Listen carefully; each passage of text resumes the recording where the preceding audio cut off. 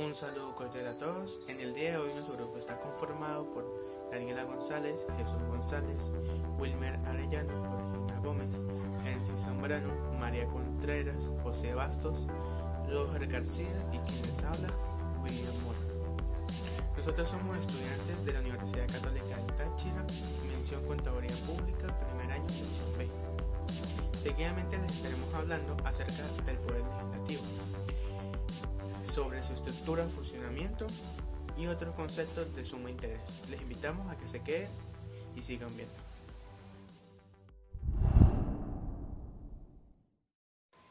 A continuación les voy a hablar acerca de qué es el Poder Legislativo. Actualmente el Poder Legislativo forma parte de los tres poderes del Estado.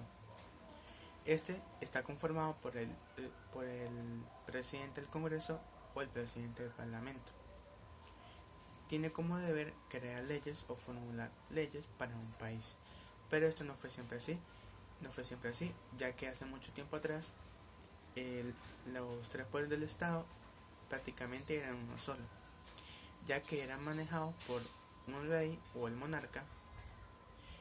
Este rey podía formular las leyes que él quisiera. Un ejemplo de esto sería que el rey creara una ley de cobrar impuestos muy elevados a su pueblo y el pueblo no pudiera hacer nada al respecto. De allí se dio cuenta que había un abuso de poder. Por eso, con el transcurso del tiempo se decidió crear lo que es la división de los tres poderes, donde los tres poderes estuvieran divididos, pero se conectasen entre sí. ¿Qué quiere decir esto? Que los tres poderes iban a estar conectados de forma de que cada uno limitara al otro, para que así no hubiera un abuso de poder. Seguidamente, la estructura del poder legislativo dependerá del país en que se encuentre, pero la estructura más general que se usa siempre es que estuviera formada por un congreso o por un parlamento. El congreso puede adoptar dos formas: un congreso unicameral o un congreso bicameral. El congreso unicameral está conformado por un presidente, el presidente del Congreso, una cámara baja de diputados, y este sistema lo aplica países como Venezuela y Perú, entre otros. Seguidamente el otro congreso es el Congreso bicameral. Este congreso está conformado por el presidente, una cámara baja de diputados, una cámara alta de senadores. Algunos de estos países que aplican este sistema es Colombia y México, entre otros. Es allí donde el poder legislativo toma una gran importancia, ya que prácticamente este poder regula las leyes de la sociedad. Buenas, mi nombre es Roger David García Moncada, estudiante de primer año B de Contaduría Pública, y hoy les vengo a exponer sobre las funciones del Poder Legislativo. Durante la Edad Media se creó un sistema que consistía en convocar las clases políticas o elementos o estados generales, como se llama en Francia, para consultarlos sobre la creación de nuevos impuestos o el aumento de sus existentes o sus contribuyentes. La Carta Magna, sancionada por el rey Juan I en Londres el 15 de junio de 1215, es uno de los antecedentes de los regímenes políticos modernos en los cuales el poder del monarca o presidente se ve agotado o limitado por un consejo, senado, asamblea, congreso, parlamento. Lo que pide la Carta Magna es una limitación de poderes por parte de los normados. El Parlamento británico fue consecuencia de la Carta Magna en 1215 y durante mucho tiempo no tuvo misión militar que el poder de la corona y vigilar sus acciones. En Venezuela corresponde a la Asamblea Nacional. Algunas de sus funciones son legislar las materias de las competencias nacionales y sobre todo el funcionamiento de las distintas ramas del poder nacional, promover enmiendas y reformas a la Constitución en los términos establecidos en esta Constitución, ejercer funciones de control sobre el gobierno y la administración pública en los términos consagrados en esta Constitución y la ley, organizar y promover la participación ciudadana en los asuntos de competencia, decretar amnistías, discutir y aprobar al presupuesto nacional y todo el proyecto de la ley concierte al régimen tributario y al crédito público, autorizar los créditos adicionales al presupuesto. También les voy a hablar sobre los antecedentes del Poder Legislativo. Las asambleas parlamentarias existieron primitivamente en la antigua clásica. En primer lugar surgieron en la antigua Grecia y posteriormente en el Imperio Romano. Las asambleas romanas fluctuaron en sus funciones en la monarquía, nombrando emperadores, y la república empleando el Senado romano. Sin embargo, un parlamento como lo comprendemos hoy no existió hasta culminado el medioevo. En ese momento las monarquías absolutistas que tanto proliferaron con la era cristiana empezaron a hallar resistencia de parte de nuevas clases sociales precapitalistas, entre ellos la burguesía, es decir, los comerciantes. Impulsaron el cambio del régimen que condujo al establecimiento de repúblicas romanas. Con el nuevo sistema político, el pueblo podía elegir sus representantes para ir a debatir en una asamblea nacional. La primera de ellas, de hecho, se realizó durante la Revolución Francesa en 1789. Una de las decisiones fue proclamada por primera vez la universalidad de los derechos romanos. En conclusión, el poder legislativo en Venezuela es dirigido por una Cámara unida a la Asamblea Nacional, encargada de la formación, discusión y sanción de las leyes federales, las que rigen en el distrito, las dependencias y los territorios federales. Se compone por 167 diputados que sirven por 5 años y pueden ser reelegidos. Muchas gracias. Daniela González, yo le voy a hablar sobre la Asamblea Nacional, la historia y la Asamblea Unicameral. La Asamblea Nacional. La Asamblea Nacional es un órgano unicameral que ejerce el poder legislativo en dicho país de manera constitucional. Sin embargo, el gobierno de Nicolás Maduro en el 2017 asignó dicho poder a la Asamblea Constituyente mediante un decreto oficial. Esto fue de manera temporal, acción que fue desconocida por el Parlamento y parte de la comunidad internacional que conformada por 167 diputados. Nace después de la aprobación de la Constitución en 1999, reemplazando el anterior Congreso de la República, que era un órgano bicameral. Historia. La historia del Congreso de Venezuela como depositario del Poder Legislativo Federal se remota al año 1811, cuando se inaugura el 2 de marzo, siendo el Congreso más antiguo de América Latina.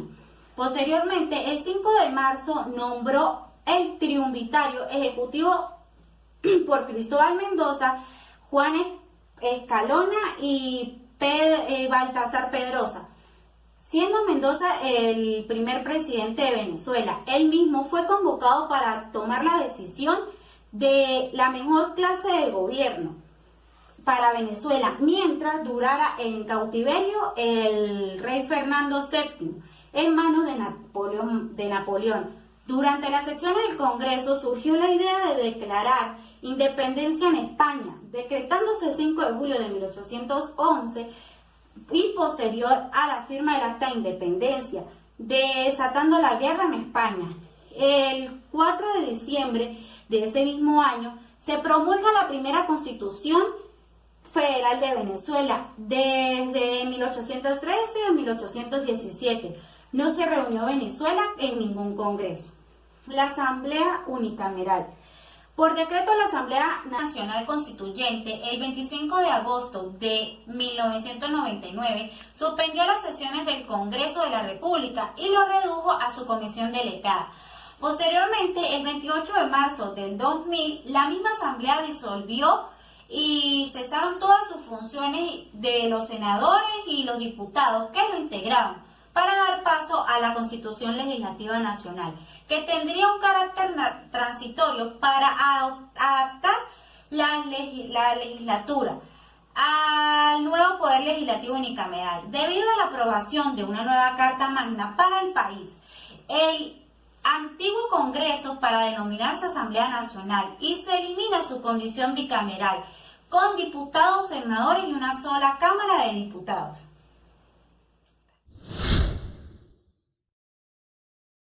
Mi nombre es Georgina Gómez Arellano y le voy a hablar sobre el funcionamiento de la Asamblea Nacional. La Asamblea Nacional se trata de una de las 5 ramas que se divide el poder público en Venezuela. En este caso, el poder legislativo, al que le corresponde la formación de las leyes de la República. En el artículo 187 de la Constitución le confiere un total de 23 funciones, más las que le señala el resto de la Carta Magna y las leyes. Entre las más importantes están: legislar en materias de competencia nacional, proponer enmiendas y reformas a la Constitución, ejercer funciones de control sobre el gobierno y la administración pública, decretar amnistías, discutir y aprobar el presupuesto nacional, autorizar los créditos adicionales al presupuesto, autorizar contratos de interés público municipal, estatal o nacional con estados de entidades oficiales extranjeras, dar voto de censura al vicepresidente ejecutivo y a los ministros. Si este voto de censura es apoyado por 101 diputados, puede implicar la destitución del funcionario. Autorizar el nombramiento del Procurador General y los jefes de misiones diplomáticas. Autorizar la salida del país del presidente de la República cuando su ausencia se prolongue por un lapso superior de 5 días consecutivos. Aprobar los convenios o traslados internacionales que celebre el Ejecutivo. Las sesiones son reuniones que realizan 165 parlamentarios en el hemiciclo de sesiones ubicados en el Palacio Federal Legislativo de Caracas. De acuerdo con el Reglamento de Interior y de Debates del Parlamento, deben hacerse por lo menos 4 veces al mes y son convocadas por el presidente de la Asamblea Nacional con por lo menos 24 horas de antelación. El artículo 219 habla que el primer periodo de sesiones ordinarias de la Asamblea Nacional comenzará sin convocatoria previa, el 5 de enero de cada año o el día posterior más inmediato posible, y durará hasta el 15 de agosto. El segundo periodo comenzará el 15 de septiembre o el día posterior inmediato posible y terminará el 15 de diciembre. El artículo 220 habla sobre que la Asamblea Nacional se reunirá en sesiones extraordinarias para tratar las materias expresadas en la convocatoria y las que fueron conexas. También podrá considerar las que fueron declaradas de urgencia por la mayoría de sus integrantes. Buenas tardes, mi nombre es Wilmer y les voy a explicar sobre la Comisión Delegada de la Asamblea Nacional. Es el organismo especial del Poder Legislativo Federal de Venezuela, el cual se encarga de las tareas correspondientes de la Asamblea Nacional cuando ésta se encuentra en receso. Esto ocurre 2 veces al año, al terminarse el periodo legislativo.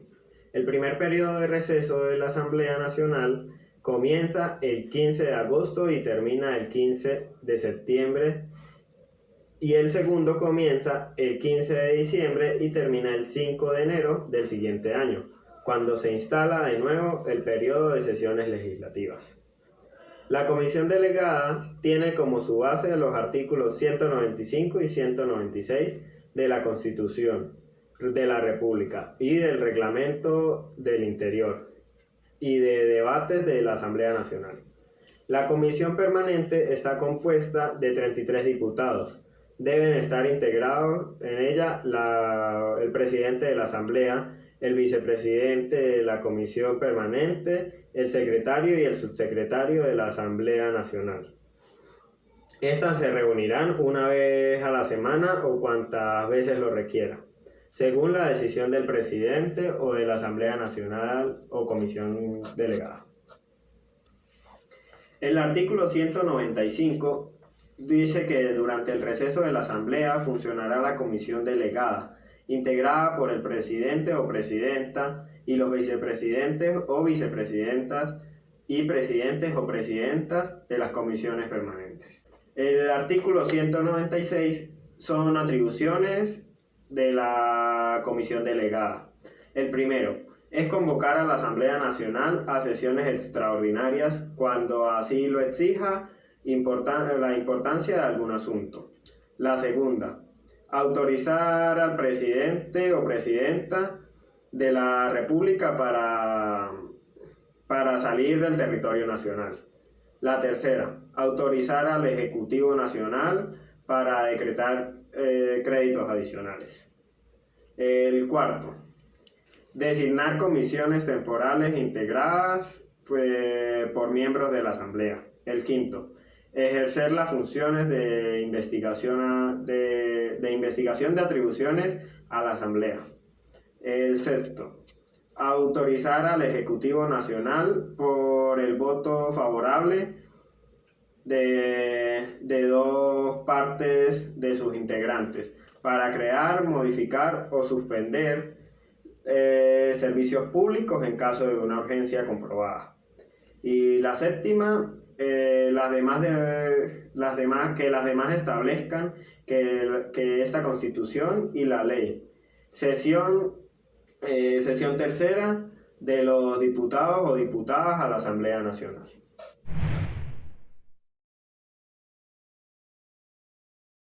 En este pequeño fragmento hablaré sobre 3 puntos: los diputados o senadores, requisitos de elegibilidad y reelegibilidad o reelección. Primer punto: los diputados o senadores son representantes del pueblo y de los estados en su conjunto. Son elegidos por el pueblo. Se elige un senador o diputado principal con 3 suplentes. No están sujetos a mandatos ni instrucciones, sino solo a su conciencia. Es decir, que buscan el bien del pueblo al cual le brindan sus servicios. Su principal función es discutir y aprobar las leyes que reglamentan la conducta de una sociedad dada. Su voto en la Asamblea Nacional es personal. Actualmente en Venezuela hay 167 diputados en la Asamblea Nacional. Segundo punto: requisitos de elegibilidad. Según el artículo 188 de la Constitución de la República Bolivariana de Venezuela, para ser diputado se pide: primero, ser venezolano o venezolana por nacimiento o por naturalización, como por lo menos 15 años de residencia en el territorio venezolano. Segundo, ser mayor de 21 años de edad. Tercero, haber residido 4 años consecutivos en la entidad correspondiente antes de la fecha de la elección, es decir, que hayan vivido 4 años seguidos en el estado por el cual será nombrado senador o diputado. Tercer punto: reelegibilidad o reelección. Según el artículo 192 de la Constitución de la República Bolivariana de Venezuela, los diputados o senadores a la Asamblea Nacional durarán 5 años en el ejercicio de sus funciones, pudiendo ser reelegidos por 2 periodos consecutivos como máximo. En otras palabras, los diputados solo trabajarán en la Asamblea Nacional por un periodo de 5 años y si quieren seguir ejerciendo sus funciones pueden hacerlo máximo durante 2 periodos consecutivos.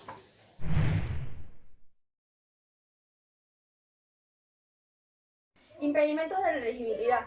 Según indica el artículo 189 de la Constitución Nacional, no podrán ser elegidos diputados o diputadas de la Asamblea Nacional si, punto número 1, el presidente de la República Bolivariana de Venezuela, el vicepresidente ejecutivo, los ministros, el secretario de la Presidencia Nacional, los presidentes o directores de institutos autónomos y empresas del Estado hasta 3 meses después que haya pasado la separación absoluta del cargo.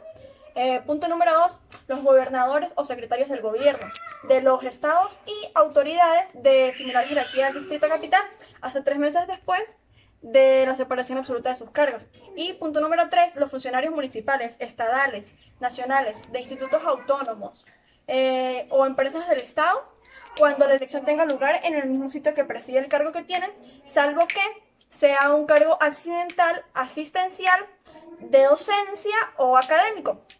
Y por otro lado, la ley orgánica podrá establecer la inegibilidad de otros funcionarios de cargos.